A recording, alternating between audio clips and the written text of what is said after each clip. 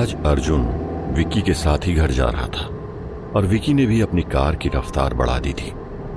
तकरीबन 10 मिनट बाद विक्की ने एक सुनसान कच्चे रास्ते की ओर गाड़ी मोड़ ली। विक्की को ऐसा करते देख अर्जुन बोला, ये तो कहां जा रहा है विक्की? तूने गाड़ी कच्चे रास्ते को क्यों मोड़ दी? अरे यार, हम घर कब जाएंगे? तू टेंशन मत ले यार, बस थोड़ी देर एंजॉय करते हैं फिर चलते हैं घर। आज मेरा बर्थडे है, मुझे आज मना मत करना, विक्की ने हल्की मुस्कुराहट के साथ कहा। विक्की की यह बात सुनकर अर्जुन को उसके ऊपर शक हुआ और उसे अपने दोस्तों की बातें भी याद आने लगी जो उसे विक्की से दोस्ती करने से पहले समझा रहे थे कि वो विक्की से दोस्ती ना करे। अर्जुन ने अपने दोस्त मुकेश और कार्तिक की एक न सुनी और विक्की को अपना दोस्त बना डाला। ये कहीं कार्तिक और मुकेश ने सही तो नहीं कहा था? मुझे विक्की से संभल कर रहना होगा, ऊपर से मेरे पास मेरे सुपर पावर्स भी नहीं है, मन में सोचते हुए अर्जुन कहता है। विक्की की कार अभी भी उस सुनसान कच्चे रास्ते में आगे बढ़ रही है। ये एक सुनसान इलाका है जहां दूर दूर तक कोई और दिखाई नहीं दे रहा। कुछ देर आगे जाकर विक्की ने गाड़ी रोकी, फिर अगले ही पल वो कार से नीचे उतरा। उसने कार से अपना बैग निकाला और फिर उसके साथ में अर्जुन भी कार से नीचे उतर गया। विक्की ने अपना बैग खोला। बैग में बियर और शैंपेन की बोतलें थी, जिसे अर्जुन को दिखाते हुए विक्की ने पूछा, तूने कभी बियर या शैंपेन ट्राई की है? नहीं, मैं नहीं पीता, अर्जुन ने जवाब दिया। ओ मेरे संस्कारी दोस्त, आज अपने दोस्त के लिए तुझे पीना होगा, बस थोड़ा सा, विक्की ने जिद करते हुए कहा। अरे नहीं, मुझे ये सब पसंद नहीं, इसलिए सॉरी यार, मैं नहीं कर सकता, अर्जुन ने इनकार करते हुए कहा। ठीक है ना, नहीं करता तो मैं तुझसे कोई जबरदस्ती नहीं करूंगा, डोंट वरी ब्रदर। पर मैं तो कर सकता हूं ना, विक्की ने आंख मारते हुए पूछा। हाँ पर विक्की, तुझे गाड़ी भी चलानी है, इसलिए लिमिट में करना, ध्यान से जरा, है ना, विक्की को समझाते हुए अर्जुन बोला। हाँ, तू उसकी टेंशन मत ले, मैं सब देख लूंगा, विक्की ने कहा और अगले ही पल वो कच्ची सड़क के किनारे कुछ दूरी पर बैठकर बियर पीने लगा। तकरीबन आधे घंटे बाद विक्की वापस आया। तो चले अब, विक्की ने अर्जुन से कहा। हाँ, मैं तो कब से वेट कर रहा हूं, अर्जुन ने इतना कहा ही था कि विक्की ने हंसते हुए कहा। कहां चलना है भाई वैसे तुझे? चढ़ गई है क्या तुझे विक्की? घर ही चलेंगे ना, और कहां जाएंगे इस वक्त, अर्जुन ने झल्ला कर कहा। इस पर विक्की ने शैतानी हंसी हंसते हुए कहा, पर मैं तो तुझे कहीं और भेजने वाला हूं। क्या मतलब, कहां? अर्जुन ने हैरानी से पूछा। स्वर्ग, विक्की ने कहा। उसके ये कहते ही अर्जुन अभी कुछ कर पाता, इतने में पीछे से उसके सिर पर किसी ने वार किया। यह हमला किसी लोहे की रॉड से किया गया था। अर्जुन अभी संभल पाता उससे पहले लोहे की रॉड का एक और अटैक उसके ऊपर हुआ। लोहे की रॉड का यह वार इतना तेज था कि इस वार से अर्जुन की आंखें धीरे धीरे बंद होने लगी और अब अर्जुन को अपनी आंखों के आगे विक्की धुंधला सा नजर आने लगा। वो अभी विक्की से कुछ कहने की कोशिश तो करता, लेकिन उसके मुंह से अभी शब्द निकलने बंद हो गए और अगले ही पल अर्जुन जमीन पर गिर पड़ता है। मैंने तो तुझे घर जाने को बोला था बेटा, लेकिन तू तो ऊपर जाने को रेडी है, विक्की हंसता हुआ बोला। अगले पल विक्की अर्जुन की ओर थोड़ा नीचे झुका, फिर अर्जुन के बाल पकड़ते हुए बोला, तुझे क्या लगा था कि मैं तुझे माफ कर दूंगा? मैंने तुझसे दोस्ती जानबूझकर की थी, जो कि मेरी एक चाल थी, और देख अब तू मेरे इस जाल में फंस गया। तूने विक्की से पंगा लिया है, समझा तू? और आज मैं तुझे हमेशा हमेशा के लिए ऊपर भेज दूंगा। अर्जुन की हालत अभी कुछ कहने की नहीं थी, लेकिन बावजूद इसके वो अधमरी हालत में दोबारा से उठने की कोशिश करता है। लेकिन तभी वहां 4-5 लोग और आ जाते हैं। विक्की समेत वे 4-5 लोग अर्जुन को लोहे की रॉड और लात घूंसों से मारकर बेहोश कर देते हैं। ये तो बेहोश हो गया भाई, अब क्या करना है इसका, एक लड़के ने पूछा। इस पर विक्की ने जवाब दिया, डाल गाड़ी में, कहीं कचरे के डब्बे में फेंक देंगे, विक्की अपने बाकी दोस्तों से कहता है। उसकी बात सुनते ही वो सभी अर्जुन को उठाकर गाड़ी में डालने लगते हैं। जल्दी करो यार, अगर किसी ने हमें यहाँ देख लिया ना तो लेने के देने पड़ जाएंगे, इसलिए हमें कोई खतरा नहीं लेना है, विक्की ने अपने साथियों से कहा। थोड़ी देर में उन सभी 4-5 लड़कों ने अर्जुन को उठाकर एक बड़ी सी बोरी में बंद कर दिया और उसे उठाकर गाड़ी की डिक्की में डाल दिया। विकी और उसके साथी कार के अंदर बैठे और उस कच्चे रास्ते से आगे जाने लगे। अपनी कार को उस कच्चे रास्ते से ले जाने के बाद विकी मेन रोड के एक ब्रिज के ऊपर आ गया। अभी तक तो ये मर भी गया होगा, इसकी लाश को डिक्की से बाहर निकालो और ब्रिज के नीचे नदी में फेंक दो, विकी ने अपने साथियों से कहा। अगले ही पल उन सभी ने मिलकर अर्जुन को गाड़ी से बाहर निकाला और नीचे नदी में फेंक दिया। विक्की से भिड़ने चला था, अब देख लिया ना अपना अंजाम।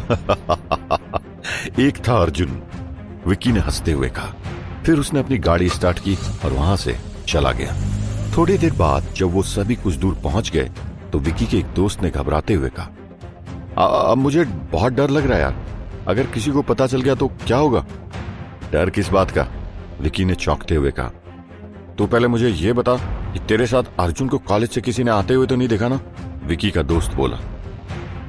इसीलिए तो विक्की विक्की है, वो जो कुछ करता है अपने दिमाग से सोच समझ कर करता है। तो टेंशन मत ले, मैंने काफी सफाई से ये काम किया है और किसी को भनक तक नहीं लगेगी कि अर्जुन मेरे साथ था। और तो और उसके दोनों नमूने दोस्त भी जा चुके थे जब मैंने अर्जुन को अपनी गाड़ी में बिठाया, इसलिए टेंशन नहीं। इतना कहकर विक्की हंसने लगता है। रात के 9 बज चुके हैं लेकिन अर्जुन अभी भी घर नहीं लौटा है। बिट्टू और पिंकी भी अभी अर्जुन को लेकर परेशान है, जिसकी वजह अर्जुन का अभी तक घर नहीं लौटना है। अरे ये भाई कहाँ रह गया होगा, आज अभी तक घर नहीं आया, बिट्टू ने कहा। शायद आज कॉलेज की कैंटीन में विक्की की बर्थडे सेलिब्रेशन पार्टी थी, मुझे लगता है शायद भाई भी अपने दोस्तों के साथ होगा, पिंकी ने जवाब दिया। लेकिन तूने की विक्की के बर्थडे सेलिब्रेशन पार्टी में? तभी बिट्टू ने पूछा। नहीं, वो मेरी आज तबीयत ठीक नहीं थी ना, इसलिए मैं घर को आ गई, पिंकी ने जवाब दिया। इस पर बिट्टू बोला, आज अगर मैं कॉलेज गया होता तो अर्जुन को अपने साथ लेकर घर आया होता, पता नहीं अब कहाँ होगा वो, कहीं वो। बिट्टू ने परेशान होते हुए कहा। वो अभी आगे कहता, इतने में पिंकी ने कहा, अरे टेंशन मत ले भाई, अर्जुन आता ही होगा, वैसे भी अब वो बहादुर बन गया है। अरे यार कैसे टेंशन न लो, इससे पहले हर रोज अर्जुन टाइम पर घर आ जाता था, उसने आज से पहले कभी भी ऐसा नहीं किया, पता नहीं आज कहाँ चला गया। और बहादुर लोग के ही दुश्मन होते हैं, कायर के नहीं, बिट्टू ने एक बार फिर कहा। अभी तक तो सिर्फ बिट्टू और पिंकी ही अर्जुन को लेकर परेशान थे, लेकिन थोड़ी ही देर में घर के बाकी लोगों को भी अर्जुन की चिंता सताने लगी। अर्जुन का इंतजार करते करते अब रात के 10 बज चुके हैं, लेकिन अभी भी अर्जुन वापस नहीं आया। काफी देर तक अर्जुन का इंतजार करने के बावजूद अर्जुन घर नहीं आया, इसलिए आखिरकार देव ने पुलिस को इन्फॉर्म किया। देव के पुलिस को इन्फॉर्म करते ही कुछ ही पलों में पुलिस हरकत में आई और पूरे शहर में जगह जगह अर्जुन की तलाश करने लगी। तो वहीं अर्जुन के पिता देव भी इतनी रात गए अपनी कार से अर्जुन की तलाश करने निकल गया। वो सीधा थाने में इंस्पेक्टर राघव के पास गया और फिर अर्जुन के बारे में पूछा। इंस्पेक्टर साहब, कुछ पता चला आपको मेरे बेटे के बारे में? नहीं, अभी तक तो नहीं, हमारी पूरी टीम आपके बेटे की तलाश शहर भर में कर रही है, जैसे इंफॉर्मेशन मिलती है हम आपको बता देंगे। वैसे आपने अपने बेटे के दोस्तों से पूछताछ की? इंस्पेक्टर राघव ने कहा। इस पर देव ने कहा, जी हाँ, जब सबने कहा कि उन्हें कुछ नहीं पता तब मैंने आपको बताया। अच्छा किया, वैसे भी शहर से नौजवान लड़के आजकल काफी गायब होने लगे हैं, हम देखते हैं जो हमसे होता है, राघव ने हिम्मत देते हुए देव से कहा। जल्दी करिए इंस्पेक्टर, अब रात के 11 बज गए हैं और अभी तक मेरे बेटे का कुछ भी पता नहीं चला है, कैसे भी करके मेरे बेटे को ढूंढिए, रिक्वेस्ट करते हुए देव बोला। हम अपनी तरफ से पूरी कोशिश कर रहे हैं मिस्टर देव, हमने आपको पहले ही बताया कि जैसे ही आपके बेटे के बारे में हमें कोई इंफॉर्मेशन मिलती है हम आपको बताएंगे, अब जाइए आप भी, राघव ने जवाब दिया। ना जाने कहां होगा मेरा बेटा, कहीं वो अभी किसी मुसीबत में तो नहीं है, भगवान मेरे बेटे की रक्षा करना, भगवान को याद करते हुए देव कहता है। तकरीबन 10 मिनट बाद पुलिस थाने के टेलीफोन पर एक फोन आता है। हवलदार टेलीफोन को लेकर इंस्पेक्टर राघव के पास आता है। सर, विजय सर का फोन है, हवलदार ने कहा और टेलीफोन इंस्पेक्टर राघव को पकड़ा दिया। हाँ बोलो विजय, क्या बात है, कुछ इंफॉर्मेशन पता चली? इंस्पेक्टर राघव बोला। हमें अर्जुन का तो कुछ पता नहीं चला, लेकिन ये जरूर पता चला है कि जिस कॉलेज में अर्जुन पढ़ता है उस कॉलेज के किसी लड़के की बर्थडे पार्टी थी, सुनने में आया है वो लड़का कॉलेज का प्रेसिडेंट था। इंस्पेक्टर विजय बोला। कॉलेज प्रेसिडेंट, क्या नाम है उसका? राघव ने पूछा। विक्की, उसका नाम विक्की आहूजा है और आज ही उसने कॉलेज कैंटीन में अपनी बर्थडे सेलिब्रेशन पार्टी रखी थी। यहाँ उसने सभी स्टूडेंट्स को बुलाया था। विजय ने जवाब दिया। ऐसा करो, अभी के अभी विक्की आहूजा को थाने बुलाओ। इस तरह राघव ने इंस्पेक्टर विजय को ऑर्डर दिया। अगले ही पल विक्की के फोन में एक कॉल आया। क्या मेरी बात विक्की आहूजा से हो रही है? इंस्पेक्टर विजय ने कहा। हाँ, पर आप कौन? विक्की ने जवाब दिया। मैं अंबेडकर पार्क के पास वाले पुलिस थाने से बोल रहा हूँ, तुम्हें अभी पुलिस स्टेशन आना होगा। इंस्पेक्टर ने कहा। लेकिन बात क्या है सर, मैंने क्या किया? विक्की ने चौंकते हुए पूछा। वो सब तुम्हें थाने आकर पता चलेगा। तुम तुरंत थाने आ जाओ, वरना मुझे मजबूरन तुम्हारे घर से तुम्हें लेने आना पड़ेगा। ऐसा कहते इंस्पेक्टर विजय ने फोन काट दिया। इंस्पेक्टर विजय की बात सुनकर विक्की पूरी तरह घबरा गया। उसके माथे से तेजी से पसीना छूटने लगा। कहीं ये सब अर्जुन को लेकर तो नहीं हो रहा? चलो थाने जाकर देखते हैं क्या माजरा है। एक काम करता हूं, तब तक वकील अंकल को भी मैसेज कर देता हूं। अगर वहां कुछ हुआ या पुलिस वालों ने मेरे साथ कुछ किया तो हम आएगा। मन ही मन विक्की बोला। रात के 12 बजे हैं। विक्की थाने में पहुंच चुका है, जहां इंस्पेक्टर राघव उससे कुछ पूछताछ कर रहे हैं। क्या तुम्हारा नाम है विक्की आहूजा? इंस्पेक्टर राघव ने पूछा। हाँ सर, लेकिन बात क्या है जो आपने इतनी रात मुझे यहां बुलाया? विक्की ने पूछा। तुम तुम्हारे कॉलेज के किसी स्टूडेंट्स अर्जुन को जानते हो? इंस्पेक्टर राघव ने सवाल किया। इंस्पेक्टर राघव के मुंह से अर्जुन का नाम सुनते ही विक्की पूरी तरह चौंक गया और घबराने लगा, पर उसने खुद पर काबू पाते हुए कहा, हाँ, अर्जुन हमारे कॉलेज में ही पढ़ता है। लेकिन बात क्या सर? विक्की को यूं घबराता देख इंस्पेक्टर राघव ने उसे बड़े गौर से देखा। शायद अब इंस्पेक्टर राघव को विक्की के ऊपर शक हो गया था। अर्जुन कॉलेज जाने के बाद अभी तक अपने घर नहीं पहुंचा। क्या तुम्हें पता है वो अभी कहां है? राघव ने एक बार फिर सवाल किया। नहीं सर, मुझे कुछ पता नहीं अर्जुन के बारे में, विक्की ने जवाब दिया। अच्छा, एक और बात सुनने में आया है कि आज कॉलेज कैंटीन में तुम्हारी ओर से तुम्हारे बर्थडे की सेलिब्रेशन पार्टी रखी गई थी, और सुनने में यह भी आया कि अर्जुन भी उस पार्टी में शामिल था। राघव के सवाल पर विक्की घबरा गया, फिर थोड़ी देर रुककर बोला, हाँ, सभी स्टूडेंट की तरह वो भी मेरी बर्थडे सेलिब्रेशन पार्टी में आया हुआ था, लेकिन जब वो वहां से वापस आया तब मैंने उसे नहीं देखा। क्या तुम अर्जुन के किसी दोस्त को जानते हो जो उसके क्लोज रहता हो? राघव ने पूछा। हाँ, अर्जुन अक्सर अपने 2 दोस्तों के साथ रहता है, कार्तिक और मुकेश, विक्की ने जवाब दिया। अगले ही पल इंस्पेक्टर राघव ने कार्तिक और मुकेश के घर फोन कर उन्हें इतनी रात गए थाने बुला लिया। सर, क्या मैं अब जा सकता हूं? घबराते हुए विक्की बोला। जब तक नहीं कहा जाए तब तक यहीं रहो, समझे? विक्की को फटकार लगाते हुए राघव बोला। अगर पुलिस को यह बात पता चल गई कि अर्जुन को मैंने मारा है तो फिर जेल जाना तय है। लेकिन ये सब कैसे हो गया, क्योंकि मैंने अर्जुन के मर्डर का कोई सबूत तो छोड़ा ही नहीं था। और वकील अंकल है ना, वो कब काम आएंगे? अपने मन ही मन में विक्की ने कहा। पुलिस थाने में रात के 1 बजे हैं। अर्जुन के दोस्त मुकेश और कार्तिक अपने घर वालों के साथ पुलिस स्टेशन आए, जहां पहुंचकर इंस्पेक्टर राघव ने इन दोनों से पूछताछ करनी शुरू कर दी। तुम दोनों अर्जुन के ही दोस्त हो ना? राघव ने पूछा। हाँ, गर्लफ्रेंड तो नहीं हो सकते ना, इसलिए दोस्ती है, मुकेश ने कहा ही कि इतने में इंस्पेक्टर ने उसे चाटा मारा। जितना पूछा जाए उतना ही बोला करो, राघव ने कहा। लेकिन बात क्या है सर? तभी कार्तिक ने सवाल किया। तुम्हारा दोस्त अर्जुन अभी तक अपने घर नहीं पहुंचा। क्या तुम दोनों में से कोई जानता है कि अर्जुन अभी कहां है? राघव ने फिर एक सवाल किया। क्या कहा? हमारा दोस्त अभी तक घर नहीं पहुंचा? लेकिन वो गया कहां? हमें इस बारे में कुछ पता नहीं, क्योंकि हम दोनों विक्की की बर्थडे सेलिब्रेशन पार्टी से जल्दी घर चले गए थे। हमने अर्जुन से हमारे साथ चलने को कहा था, लेकिन वो नहीं आया, कार्तिक बोला। शायद उसके बाद विक्की के साथ ही होगा, कार्तिक ने आगे कहा। यह सुन इंस्पेक्टर ने झट से कहा, ये तुम इतने विश्वास के साथ कैसे कह सकते हो? क्योंकि आज से 2 दिन पहले ही अर्जुन की विक्की के साथ दोस्ती हुई थी, लेकिन उससे कुछ दिन पहले इन दोनों की लड़ाई भी हुई थी। फिर कुछ दिन बाद विक्की ने अर्जुन से माफी मांगी और फिर अर्जुन से दोस्ती के लिए अपना हाथ आगे बढ़ाया, कार्तिक ने कहा।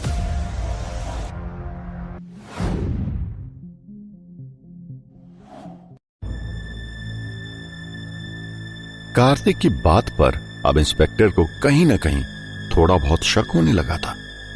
क्या तुम दोनों को विकी के ऊपर कोई शक है? राघव ने पूछा। हाँ, क्योंकि हम इसे अच्छे से जानते हैं। हमारा दिल कहता है इसी ने जरूर किया होगा हमारे दोस्त के साथ कुछ। ऐसा कहते ही मुकेश ने विकी का कॉलर पकड़ लिया। मेरा कॉलर छोड़ मुकेश, विकी चिल्लाता हुआ बोला। पहले तू मुझे यह बता कि क्या किया तूने मेरे दोस्त के साथ, बता नहीं तो मैं तुझे जान से मार दूंगा। कार्तिक ने भी ताव में आते हुए कहा। ये क्या बकवास कर रहे हो तुम दोनों? मैं अर्जुन को कोई नुकसान भला क्यों पहुंचाऊंगा? विकी ने घबराते हुए कहा। अगले ही पल 2-3 हवलदार आए। फिर उन्होंने मुकेश, कार्तिक और विकी को अलग किया। इंस्पेक्टर राघव विकी से फिर एक और सवाल करता है।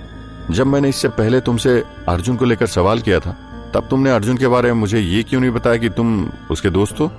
इंस्पेक्टर राघव के इस सवाल पर विकी पूरी तरह घबरा गया, और उसका अभी यूं घबराना लाजमी भी है, क्योंकि अर्जुन के गायब होने के पीछे सबसे बड़ा हाथ उसी का है। वो सर, उस वक्त मैं काफी घबरा गया था, इसीलिए ये बात बोलना भूल गया आपसे। घबराते हुए विकी बोला। अब ये क्या बात हुई? भूल गया था, वो भी अपने दोस्त को? कहीं अर्जुन के गायब होने के पीछे तुम्हारा तो हाथ नहीं? कहीं कार्तिक और मुकेश सच तो नहीं बोल रहे हैं? राघव ने तेज आवाज में पूछा। सर, ये आप कैसी बात कर रहे हैं? मैं अपने दोस्त को क्यों नुकसान पहुंचाऊंगा?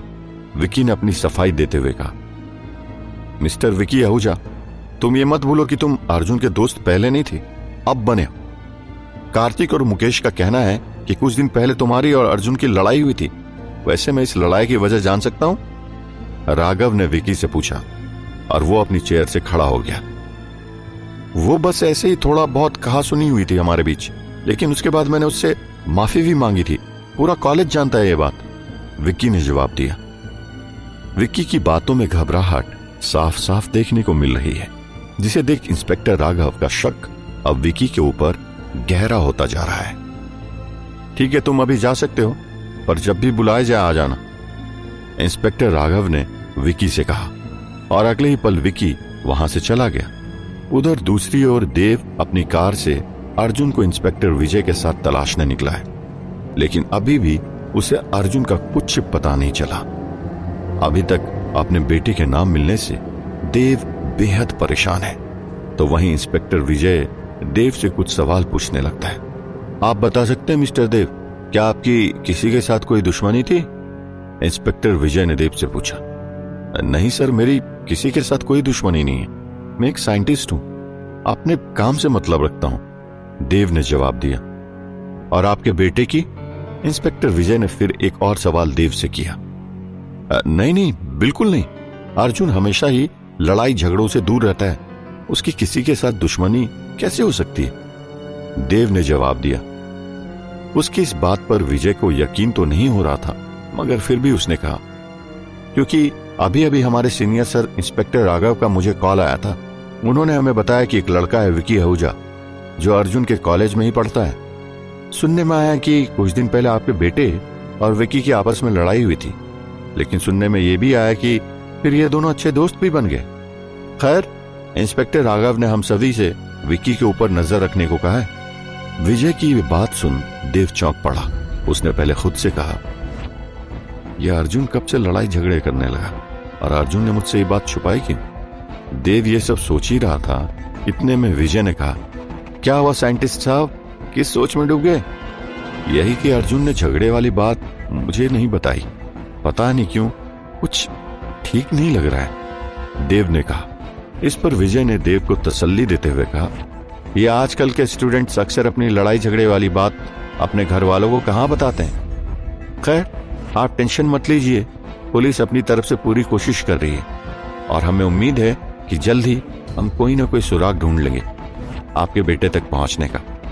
एक और पुलिस की टीम अर्जुन की तलाश अभी भी कर रही है, और अर्जुन को तलाशते तलाशते रात से सुबह के 6 बज चुके हैं, लेकिन बावजूद इसके अर्जुन अभी भी लापता है। वहीं दूसरी ओर नदी किनारे 2 राह चलते अनजान लोगों को किसी की बॉडी नजर आती है। उनमें से पहला आदमी दूर से ही कहता है, वो वहां क्या है?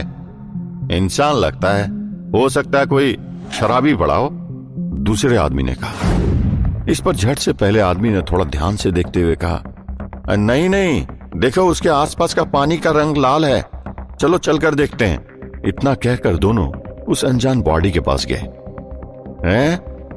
ये तो कोई घायल इंसान है, कौन हो सकता है ये? पहले आदमी ने आगे कहा। अरे देखना जिंदा है या मर गया?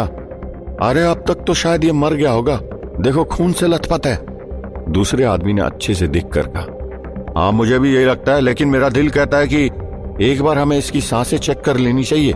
ऐसा कहते ही उसमें से एक आदमी बॉडी की सांसें चेक करने लगा। अरे इसकी अभी भी सांसें चल रही है, ये मरा नहीं है।